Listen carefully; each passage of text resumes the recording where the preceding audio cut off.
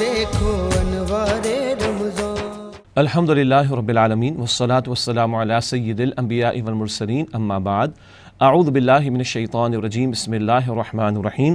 یعتذرون الیکم اذا رجعتم الیہم قل لا تعتذروا لن نؤمن لکم قد نبأنا اللہ من اخبارکم وسيرى الله عملكم ورسوله ثم تردون إلى عالم الغيب والشهادة فينبئكم بما كنتم تعملون، صدق الله العظيم۔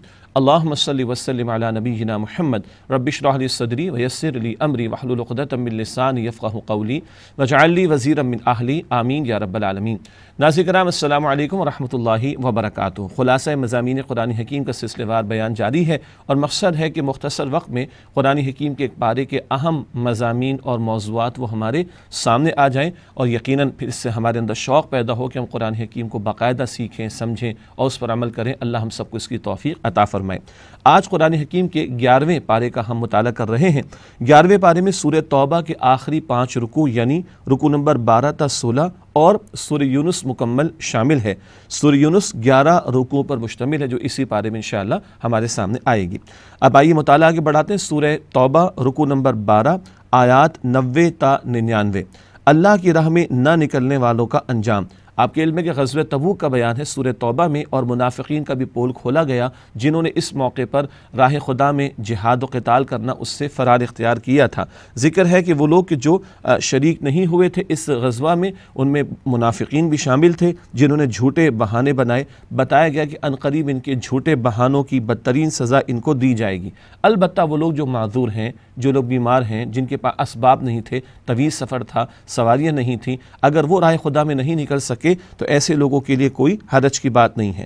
البتہ بعض ایسے بھی بد نصیب ہیں کہ جنہوں نے کوئی جھوٹا بہانہ بنانے کی زحمت بھی نہیں کی، اس قدر انہوں نے فرار کا رویہ اختیار کیا۔ اور بتایا گیا کہ جب مسلمان واپس لوٹیں گے، 11ویں پارے کا آغاز ہے، جب مسلمان غزوہ تبوک سے واپس لوٹیں گے تو اب یہ جھوٹے بہانے بناتے ہوئے آئیں گے اور مسلمانوں کو راضی کرنے کی کوشش کریں گے۔ بتا دیا گیا کہ اللہ تعالیٰ ان سے بالکل راضی نہیں ہوگا۔ اعلان ہوا کہ مسلمان اگر ان سے راضی ہو بھی جائیں بالفرض، تو اللہ سبحانہ وتعالی ہرگز ان سے راضی نہیں ہوگا۔ کچھ بدوؤں کا ذکر ہے۔ بدو وہ لوگ جو دیہاتوں میں رہا کرتے تھے، مدینہ شریف سے باہر کے علاقے اور اس میں جو قبائل وغیرہ تھے، ان میں بھی کچھ لوگ ایمان لائے تھے، ان کے تعلق سے بھی تذکرہ ہے، مگر ان میں منافقین بھی کچھ لوگ ہو گئے اور بہرحال کچھ سچے مسلمان بھی تھے۔ دونوں طرح کے تصورات اور دونوں طرح کے حالات کا بیان ہے۔ بتایا گیا کہ کچھ لوگ تو وہ ہیں کہ جو ان بدوؤں میں سے راہ خدا میں مال خرچ کرنے کو بڑا تاوان اور بڑا بوجھ سمجھتے ہیں، مشکل میں آ گئے، گویا کہ ایمان قبول کر کے معاذ اللہ ایسا بوجھ سمجھ رہے ہیں۔ بتایا گیا کہ ان کو نبی مکرم علیہ السلام کی صحبت اختیار کرنے کا اور دین کی تعلیمات سیکھنے کا موقع نہیں ملا۔ اگر ایسا ہوتا تو یہ نفاق کے مرض سے بچ جاتے، لیکن اللہ تعالیٰ نے یہ بھی بیان فرمایا کہ انہی میں کچھ لوگ ایسے ہیں جو مخلص لوگ ہیں اور جو واقعی اللہ تعالیٰ اور اس کے رسول علیہ السلام پر ایمان بھی رکھتے ہیں، اور اللہ تعالیٰ کی راہ میں خرچ کرنے کو اللہ تعالیٰ کی رضا کے حصول کا، اس کے قرب کے حصول کا، اور نبی صلی اللہ علیہ وسلم کی دعائیں لینے کا حصول ان کا ہو جائے، یعنی نبی اکرم علیہ السلام کی دعائیں ان کو مل جائیں، اس کا ذریعہ سمجھتے ہیں۔ پتہ چلا کہ حالات جیسے بھی ہوں، اگر بندہ خود مخلص رہنا چاہے تو وہ رہ سکتا ہے۔ اسی معاشرے کے بدو وہ بھی تھے جو تاوان سمجھتے رائے خدا میں خرچ کرنے کو، اور اسی معاشرے میں وہ ہیں جو مخلص ہیں اور اللہ کی قرب کا حصول سمجھتے ہیں، نبی علیہ السلام کی دعاؤں کے لینے کا ذریعہ سمجھتے ہیں۔ کس بات کو؟ رائے خدا میں خرچ کرنے کو۔ پتہ چلا اصل مسئلہ بندے کا اپنا سچی طلب و تڑپ ہو تو حالات کتنے ہی نہ مساعد نہ مشکل ہوں، بندہ حق پر استقامت کا مظاہرہ کرنا چاہے تو وہ کر سکتا ہے اللہ تعالیٰ کی توفیق سے۔ ان کے بارے میں بتایا کہ اللہ تعالیٰ انہیں جلد اپنی رحمت میں داخل فرمائے گا۔ پھر رکوع نمبر 13 ہے، آیات 100 تا 110۔ دین کی خدمت کے لیے سبقت کرنے والوں کی تحسین۔ سبقت کا مطلب کیا؟ آگے بڑھنا۔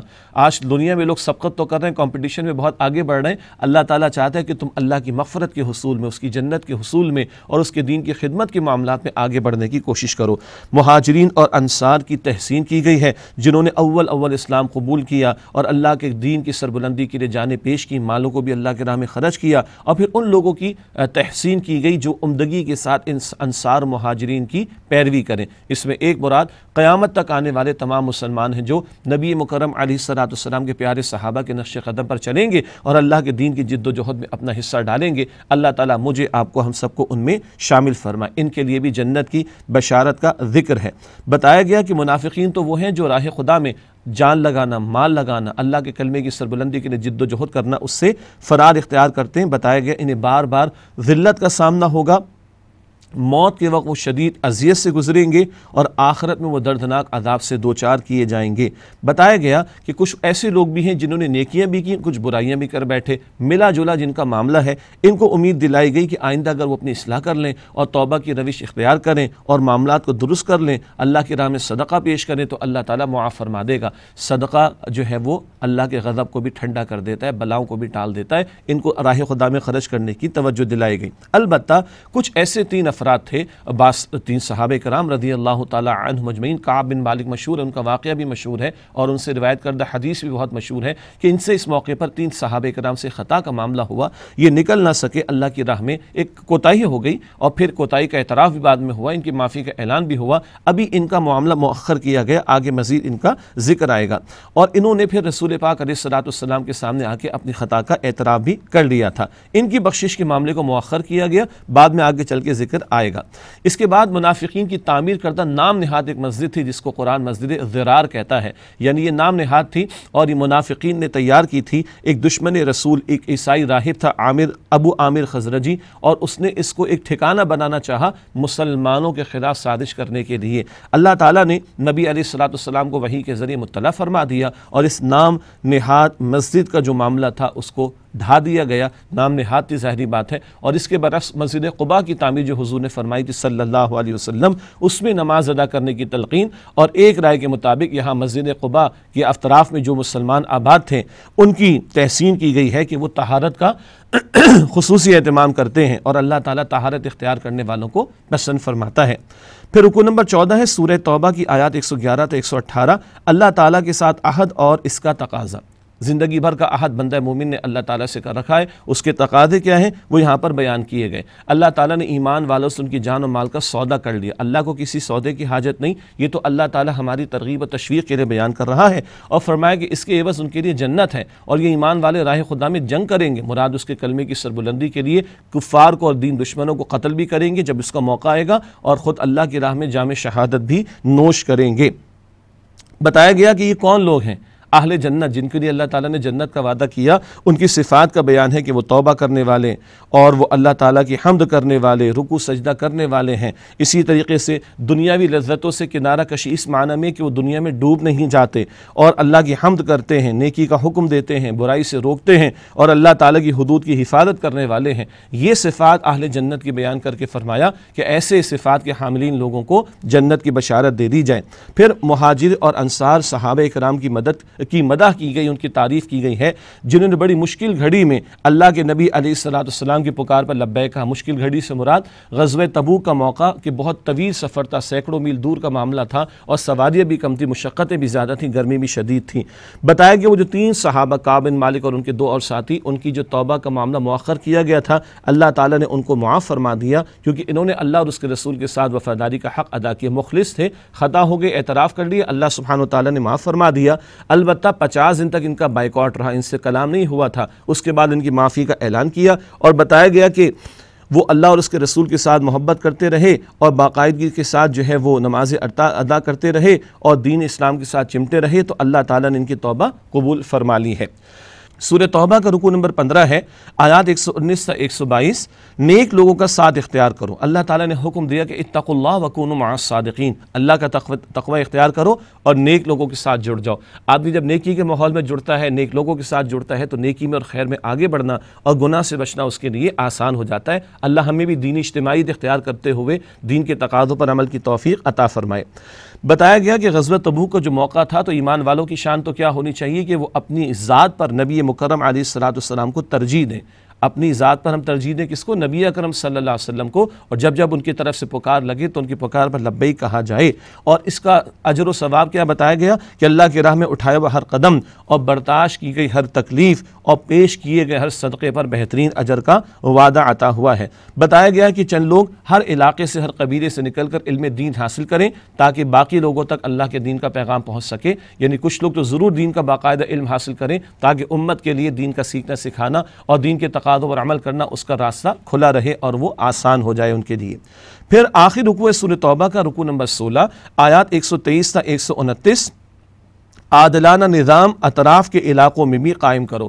تبوک کا معاملہ تو سرزمین عرب سے باہر نکل کر سلطنت روما کے خلاف ہوا، اب یہاں پر حکم دیا جا رہا ہے کہ اے ایمان والو، اپنے اطراف کے علاقے میں بھی تم اللہ کے دین کو قائم کرنے کی جد و جہد کرو، اور اس کے لیے اگر اطراف کے علاقوں میں نکل کر قتال کرنا پڑے تو قتال بھی کیا جائے، تاکہ اللہ کی مخلوق کو اللہ کے دین کی برکتوں سے فائدہ اٹھانے کا موقع میسر آ سکے۔ بتایا گیا منافقین کے بارے میں، وہ طنز کے طور پر پوچھتے ہیں کہ کس کے ایمان میں اضافہ ہوا یہ صورت نازل ہوتی، مذاق اڑاتے تھے، معاذ اللہ طنز کرتے تھے۔ فرمایا گیا جو سچے ایمان والے ان کے تو ایمان میں اضافہ ہوتا ہے قرآن حکیم کی آیات کے نزول سے، البتہ جن کے دلوں میں دنیا کی محبت ہے تو ان کی باطن کی خباثت میں، گندگی میں اور زیادہ اضافہ ہو رہا ہے۔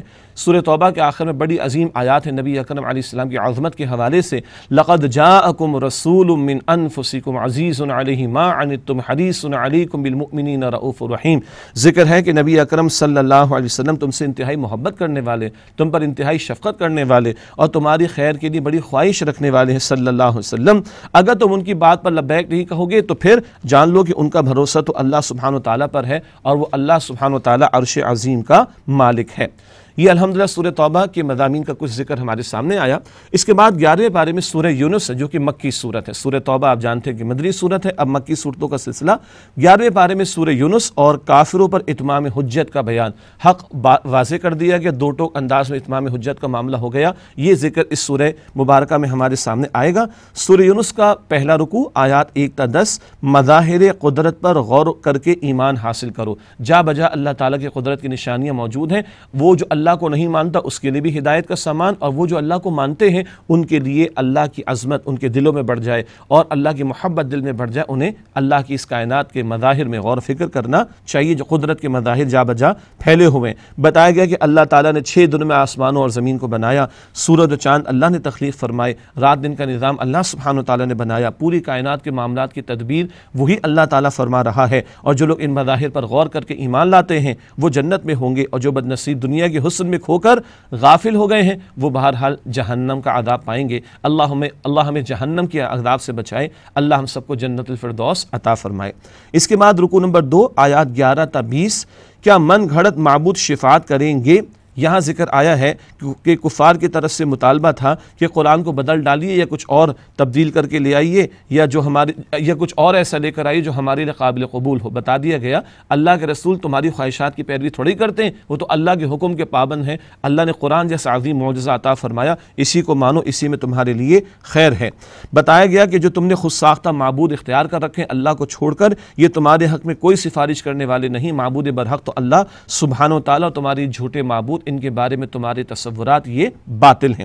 تیسرا رکوع سورہ یونس کا آیات 21 تا 30، فرشتوں اور اولیاء اللہ کا مشرکین سے اعلان بیزاری۔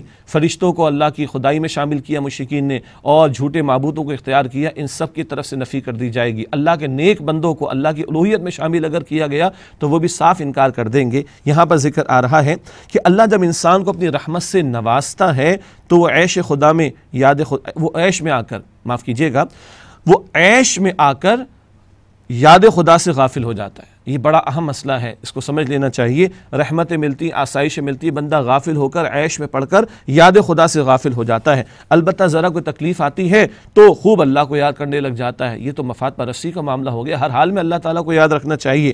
مشرکین کے بارے میں ذکر ہے، جب کشتیوں کی سکون سے چلتی ہیں بڑا لطف اندوز ہوتے ہیں، بڑی عیاشیاں کرتے ہیں، اور ذرا کہیں طوفان آ جائے، کشتی بھنور میں پھنس جائے تو پھر سارے جھوٹے معبودوں کو چھوڑ کر ایک اللہ سبحانہ وتعالیٰ ان کو یاد آتا ہے۔ پھر وہ کہتے ہیں کہ اگر اس مصیبت سے اللہ نے بچا لیا تو وہ دوبارہ پھر اللہ کی نافرمانی نہیں کریں گے، لیکن جب اللہ بچا کر خشکی پر لے آتا ہے تو پھر وہ اللہ تعالیٰ کی نافرمانی کرنے لگ جاتے، عہد کو توڑ دیتے ہیں۔ ہم بھی غور کریں، مشکل آتی ہے تو اللہ تعالیٰ یاد آتا ہے، اس کے بعد کیا ہوتا ہے؟ مشکل دور ہو گئے تو اللہ کو بھول جائیں گے۔ استغفر اللہ، اللہ اس سے ہمیں محفوظ رکھے۔ مشرکین کو بتائے جو عہد توڑ دیتے ہیں ان قریب اس بد عہدی کی سزا ان کو مل کر رہے گی۔ قیامت کے دن کا بیان، کچھ چہرے اس دن روشن ہوں گے اور وہ ابدی جنت کے مزے لوٹ رہے ہوں گے۔ اللہ تعالیٰ یہ روشن چہرے ہم سب کو عطا فرمائے۔ اور کچھ چہرے ایسے ہوں گے جو نافرمانوں کے ہوں گے، جو سیاہ ہوں گے، وہ جہنم کی آگ میں جل رہے ہوں گے۔ مشرکین فرشتوں کو اور اللہ کے نیک بندوں کو اللہ کے ساتھ شریک ٹھہرا رہے ہیں، یہ سب لوگ ان کے شرک کا قیامت کے دن انکار کریں گے، بیزاری کا اعلان کریں گے اور کہیں گے ہم ان کے پکارنے سے اور ان کی باتوں سے، ان کے شرکی عمل سے بالکل بے خبر تھے۔ اس وقت مشرکین کو اندازہ ہو جائے گا کیسے غلط اور بھونڈے ان لوگوں نے عقائد اختیار کر رکھے تھے۔ اس کے بعد سورہ یونس کا 14 رکوع ہے، آیات 31 سے 40، حق کے اعتراف پر مجبور کرنے والے سوالات۔ فطرت انسانی میں توحید کی معرفت موجود ہے، جا بجا قرآن دلائل دے کر غور و فکر کی دعوت دیتا ہے۔ پوچھا گیا کون ہے جو آسمان و زمین سے ان کو رزق دیتا ہے؟ کون ہے جو بصارت و سماعت کا اختیار رکھتا ہے؟ کون ہے جو مردہ کو زندگی اور زندہ کو موت دیتا ہے؟ اتنی بڑی کائنات کو چلانے والا کون ہے؟ اس کی تدبیر کرنے والا کون ہے؟ کس نے پہلی مرتبہ کسی شے کو پیدا کیا دوبارہ وہی اس کو دوبارہ پیدا کرنے پر قادر ہے؟ کس نے سیدھے راستے کے لیے ہدایت کے لیے کتابیں نازل فرمائی؟ ان تمام سوالوں کا جواب تو یہی ہے، یہ سب کچھ اللہ ہی کرتا ہے، تو پھر یہ لوگ غیر اللہ کو، جھوٹے معبودوں کو اللہ کو چھوڑ کر کیوں پکارتے ہیں؟ پھر رکوع نمبر 5 سورہ یونس کی آیات 41 سے 53، دنیا کی زندگی کی مدت ایک گھڑی یا اس سے بھی کم ہے۔ بتایا گیا جب قیامت کے دن لوگوں کو کھڑا کیا جائے گا تو محسوس کریں گے دنیا کی زندگی کی مدت ایک گھڑی یا اس سے بھی کم تھی۔ یقیناً خسارے میں وہ لوگ رہے جنہوں نے اس قلیل مدت کی زندگی کو غفلت میں گزار دی ہے۔ کل اعتراف کریں گے بہت ہی تھوڑی تھی، اور آج اسی کے اندر مزے میں لگے ہوئے ہیں۔ اللہ حقائق کھول کر بیان کر رہا ہے۔ اللہ عارضی زندگی کی بجائے ہمیں بھی آخرت کی دائمی زندگی کی فکر کرنے کی توفیق عطا فرمائے۔ بتایا گیا اللہ تعالیٰ نے لوگوں کے لیے ہدایت کے لیے رسولوں کو بھیجا، پھر ان کو مہلت عمل بھی دی، اور جب مہلت ختم ہو گئی اور لوگ باطل پر اڑے رہے تو پھر ان کو اللہ سبحانہ وتعالیٰ نے ملیہ میٹ کر دیا۔ بتایا گیا اب جو لوگ زمین پر باقی ہیں وہ کس بات کا انتظار کر رہے ہیں؟ کیا عذاب کے آنے پر توبہ کریں گے؟ اس وقت تو مہلت عمل ختم ہو جائے گی۔ رکوع نمبر 6 ہے سورہ یونس کی آیات 54 تا 60، قرآن کریم کی عظمت کی 4 شانوں کا بیان۔ قرآن کریم کے بارے میں بتایا گیا یہ واعظ ہے اللہ کی طرف سے جو دلوں کو نرم کرتا ہے، غافلوں کو غفلت سے بیدار کرتا ہے۔ بتایا گیا قرآن شفا ہے، باطن کے اندر جو بیماریاں ہیں دنیا کی محبت کی، ان بیماریوں کا علاج کر دیتا ہے۔ بتایا گیا کہ قرآن ہدایت ہے، اس سے لوگوں کے عقائد کی اصلاح ہو جائے گی، راہ ثواب صحیح راہ ان پر واضح ہو جائے گی۔ اور بتایا گیا جو اس کی تقاضوں پر عمل کریں ان اہل ایمان کے لیے قرآن حکیم رحمت کا باعث ہے۔ اللہ تعالیٰ قرآن حکیم کے بارے میں فرما رہا ہے یہ اللہ کی رحمت سے عطا ہوا۔ اگر آج ہم اللہ کی رحمت کے مستحق بننا چاہتے ہیں اس کا سب سے بڑا ذریعہ خود اللہ تعالیٰ کی کتاب قرآن حکیم ہے۔ اللہ ہمیں اس پہ دل سے ایمان عطا فرمائے، باقاعدہ تلاوت کی، اس کو سمجھنے کی، اس پر عمل کرنے کی، اس کے احکام کے نفاذ کی اور اس کے پیغام کو عام کرنے کی توفیق عطا فرمائے، تبھی ہم اللہ کی رحمت کے مستحق بن سکیں گے۔ رکوع نمبر 7 ہے آیات 61 تا 70، اللہ تعالیٰ کے نزدیک محبوب عمل تلاوت قرآن کریم ہے۔ یہاں بتایا گیا اللہ تمہارے ہر عمل کو جانتا ہے۔ نبی علیہ السلام سے خطاب ہے جس کام میں آپ مشغول ہو اللہ خوب جانتا ہے، لیکن ایک خاص کام کا ذکر کیا کہ جب آپ تلاوت کرتے تو اللہ سبحانہ و تعالی اس کو خوب سنتا ہے۔ سبحان اللہ، یہ تلاوت قرآن کا عمل علیحدہ سے اس مقام پر بیان ہوا، اور اس کی تلاوت کا معاملہ بہت عظمتوں والا عمل ہے۔ اللہ سبحانہ و تعالی ہمیں باقاعدہ قرآن حکیم کی تلاوت کی توفیق عطا فرمائے۔ بتایا گیا کہ اللہ تعالیٰ کے اولیاء، اللہ تعالیٰ کے دوست کون ہیں کہ جن کے دل نور ایمان سے منور ہیں اور وہ تقوی سے مزین ہیں۔ دل میں ایمان ہو اور تقوی ہو، یعنی اللہ کی نافرمانی سے بچتے رہیں، یہ ہیں وہ جو اللہ تعالیٰ کے اولیاء، اللہ تعالیٰ کے دوست ہیں۔ ان کے لیے دنیا اور آخرت میں بشارتیں ہیں اور اللہ کی رضا کی کیفیت ان کو حاصل ہوگی۔ اللہ تعالیٰ اپنے اولیاء میں ہم سب کو شامل فرمائے۔ بتایا گیا ان کو نہ کوئی خوف ہوگا آئندہ کے بارے میں، نہ کوئی غم ہوگا ماضی کے بارے میں۔ خوف اور غم سے اللہ تعالیٰ اپنے بندوں کو جو کہ اولیاء اللہ ہے نجات عطا فرمائے گا۔ رکوع نمبر 8 ہے سورہ یونس کی آیات 71 تا 82، فتح ہمیشہ حق کی ہوتی ہے۔ نوح علیہ السلام کا تذکرہ ہے کہ انہوں نے اپنی قوم کے ساتھ آخری گفتگو فرمائی اور کہا کہ دیکھو تم پر میری تبلیغ کا عمل اگر ناگوار گزرتا ہے تو تم جو چاہو میرے خلاف کر لو، میرا بھروسہ اللہ سبحانہ تعالیٰ پر ہے اور میں تو بے غرض ہو کر، یعنی میرا کوئی مفاد نہیں ہے، میں تو تمہاری بھلائی کے لیے تبلیغ کا عمل کر رہا ہوں اور کوئی اجر تم سے نہیں مانگتا۔ مگر بدقسمت قوم ان لوگوں کی اکثریت نے انکار کیا اور پھر آخر میں وہ ہلاکت سے دوچار کر دیے گئے۔ پھر موسیٰ علیہ السلام اور ہارون علیہ السلام کا ذکر ہے، انہوں نے فرعون اور اس کی قوم کو دعوت حق پیش کی، معجزات کے ذریعے حق کے ثبوت پیش کیا، مگر ان لوگوں نے ان کی دعوت کا، موسیٰ علیہ السلام اور ہارون علیہ السلام کی دعوت کا معاذ اللہ مذاق اڑایا، معجزات کا انکار کیا اور ان کو معاذ اللہ جادو قرار دیا، اور پھر ماہر جادوگروں کو مقابلے کے لیے بلایا، پھر جادوگروں کو مقابلے میں شکست ہو گئی۔ اللہ نے حق کا حق ہونا، باطل کا باطل ہونا وعدے فرمایا، مشہور واقعہ جو اس مقام پر بیان ہوا۔ رکوع نمبر 9 ہے آیات 83 تا 92، بنی اسرائیل کا اول قبلہ خانہ کعبہ تھا۔ موسیٰ علیہ السلام کا دور ہے، فرعون اور اس کے لاؤ لشکر کے لوگ ظلم و ستم کر رہے تھے، چنانچہ موسیٰ علیہ السلام نے قوم کو صبر توکل کی تعلیم دی اور فرمایا کہ دیکھو اپنے گھروں کو قبلہ رخ بنا کر مسجد کی صورت دو اور وہاں نماز قائم کر کے اللہ تعالیٰ سے مدد کی التجا کرو۔ معلوم ہوا کہ ان کے لیے بھی خانہ کعبہ ہی قبلہ تھا، کیونکہ ہیکل سلیمانی جس کو بعد میں یہود نے اختیار کیا وہ تو بعد کی تعمیر ہے، تو خانہ کعبہ ہی ان کے لیے قبلہ مقرر کیا گیا تھا۔ پھر موسیٰ علیہ السلام نے اللہ تعالیٰ سے فریاد کی کہ اللہ فرعون اور آل فرعون ان کو تو نے خوب اسباب دیے، اے اللہ ان کو غرق کر دے، اے اللہ ان کو برباد کر دے، کیونکہ تیرے راستے سے لوگوں کو روکتے ہیں۔ اللہ سبحانہ و تعالیٰ نے فریاد سن لی اور فرعون کو اس کے لشکر سمیت جو ہے وہ غرق کر دیا۔ غرق ہوتے ہوئے فرعون ایمان لایا ہے، کہتا ہے میں ایمان لے آیا، فرمایا کہ اب ایمان لاتے اس سے پہلے نافرمانیاں کرتا رہا، پھر اس کی لاش کو اللہ تعالیٰ نے محفوظ کر دیا اور قیامت تک کے لیے عبرت کا ذریعہ بنا دیا۔ رکوع نمبر 10 ہے سورہ یونس کی آیات 93 تا 103۔ کاش قوم یونس کی طرح دیگر قومیں بھی توبہ کر لیتی۔ اللہ تعالیٰ نے قوم یونس کی تحسین کی ہے، عذاب کے آثار انہوں نے دیکھے، پوری قوم نے اجتماعی توبہ کر دی، سب اللہ کے سامنے جھک گئے، اللہ تعالیٰ نے آئے ہوئے عذاب کو دور کر دیا، ان کو معاف کر دیا۔ پھر بتایا گیا ہے کہ کائنات میں اللہ تعالیٰ کی قدرت کے مظاہر ہیں، ان پر غور کرو اور اللہ کی توحید کو پہچانو اور اس پر ایمان لاؤ۔ یونس علیہ السلام کی قوم کی توبہ ہمیں بھی دعوت دے رہی ہے اجتماعی توبہ کی، اللہ ہمیں اس کی توفیق عطا فرمائے، تبھی ہمارے حالات سدھریں گے۔ پھر رکوع نمبر 11 ہے سورہ یونس کا آخری رکوع ہے اور آخری 11ویں پارے کا بھی آخری رکوع ہے، آیات 104 تا 109۔ باطل کے ساتھ سمجھوتا نہیں ہو سکتا۔ مکی دور کے آخر کا بیان ہے، سرداران قریش نبی اکرم علیہ السلام کے سامنے ہیں اور آپ صلی اللہ علیہ وسلم ایک بڑے طویل عرصے سے ان کو دعوت حق پیش کر رہے تھے، مگر یہ بتوں کی پرستش پر ڈٹے رہے اور معبود واحد اللہ سبحانہ وتعالیٰ کی عبادت کو انہوں نے اختیار نہیں کیا۔ اب اللہ کے نبی علیہ السلام سے دو ٹوک انداز میں کہلوایا جا رہا ہے کہ آپ علیہ السلام تو اللہ کے سوا کسی کی پرستش نہیں کریں گے، اللہ ہی ہے جو کل نفع نقصان کا اختیار رکھنے والا ہے، اللہ نے حق نازل کر دیا، جو قبول کرے گا وہ جنت پائے گا اور جو رد کرے گا اس کے لیے جہنم کی بھڑکتی ہوئی آگ ہے۔ اور آخر میں نبی اکرم علیہ السلام کو قرآن کریم کی پیروی کرنے، حق پر ڈٹے رہنے کی تلقین اور اس کے ذریعے اہل ایمان کو حق پر ڈٹے رہنے کی تلقین کی گئی ہے۔ اللہ تعالی ہمیں دین کی سمجھ عطا فرمائے، قرآن کے تقاضوں پر عمل کی توفیق عطا فرمائے۔ وآخر دعوانا الحمد للہ رب العالمین، والسلام علیکم ورحمۃ اللہ وبرکاتہ۔